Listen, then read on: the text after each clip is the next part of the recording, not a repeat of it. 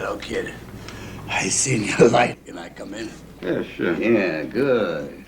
Hey, it's a nice place here. When I wrote the character of Mickey, I thought this is going to be truly a pivotal role because this character embodied everything that a man whose dreams had been crushed and he was a totally unrealized human being.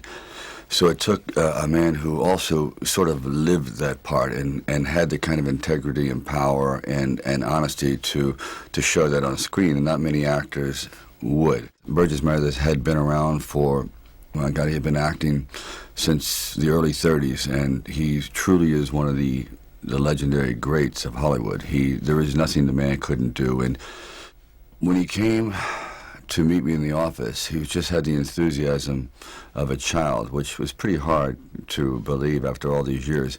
And he came with all these character ideas, and he distorted his nose and changed his voice, and he went down and he studied actual promoters and managers from a bygone era, and he literally morphed himself into becoming far and above anything that I had ever realized. And just his voice was just the voice of every unrealized man who had entered this incredible pugilistic world that had never succeeded. There was a kind of frustration and vulnerability, and when he finally culminates in the scene culminates with he and I in the room, it was something that we just let happen. I got all this knowledge. I got it up here, and I want to give it to you. I want to give you this knowledge. I want to take care of you. I want to make sure that all this shit that happened to me doesn't happen to you. I've got so much to give. You know, I've got experience. I've got pain experience. I got pain experience too. I felt that. He was a joy in every way, shape, and form.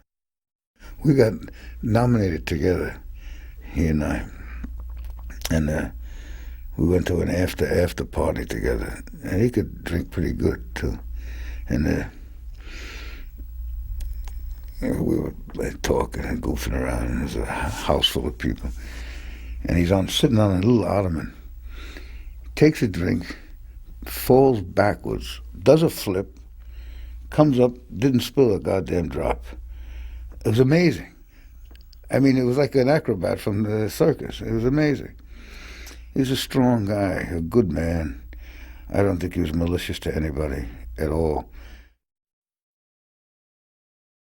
And so there's this moment where Burgess goes to, where Mickey goes to Rocky and says, I want to be your manager, kid, because, you know, he's going to chew you up, kid, and you really need a manager. You need somebody, you know. And I just looked at that scene. So in the scene, what happens is Rocky tells him no.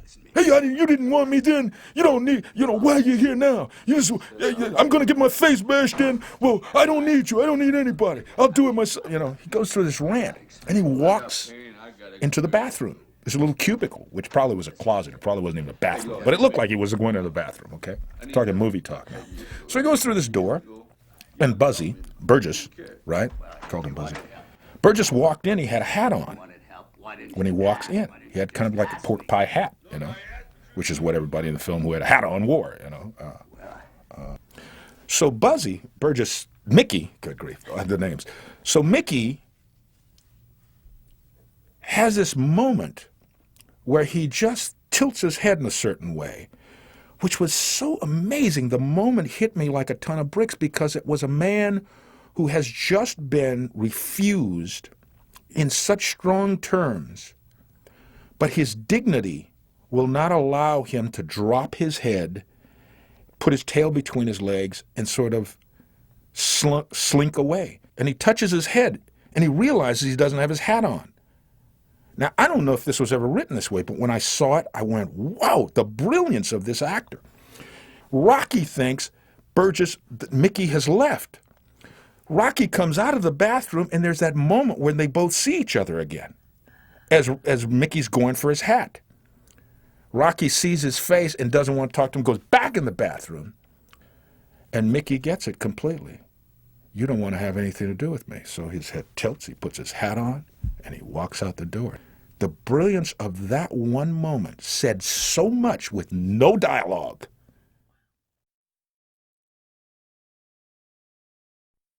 My name is Lee Grant, and I don't belong to the Rocky movie. I have had nothing to do with the Rocky movie, but I have had something to do with Burgess Meredith. And so I was asked to recall any of the experiences that I've had with Burgess over the years, because I loved him a lot. I remember there was a big conference on some Indian guru. And there were thousands of people there. You have to step over people. And at a certain point, I just said, this is just, too dumb and too phony for me. And I just started stepping over people and kind of trying to softly cross over my way and get to the doorway. And I look up and I see there's somebody else doing the same thing. And it turns out to be Burgess. So we both grabbed each other's hand and ran into his car.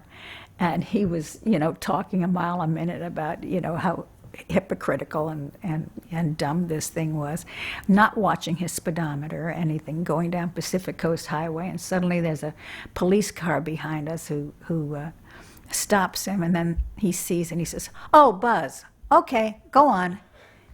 Because Burgess used to give a big party once a year for the police force on Pacific Coast Highway. So they all loved him, and it didn't make any difference if he had a little wine in him or if he was, going over, talking to somebody. He was their darling. So they let him go.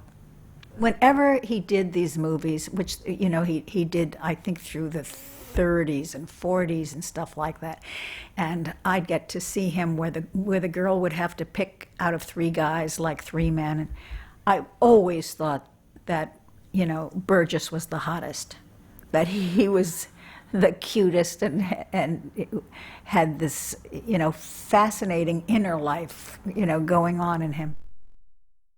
The hardest thing of doing the other Rockies is when he supposedly passed away in the third one.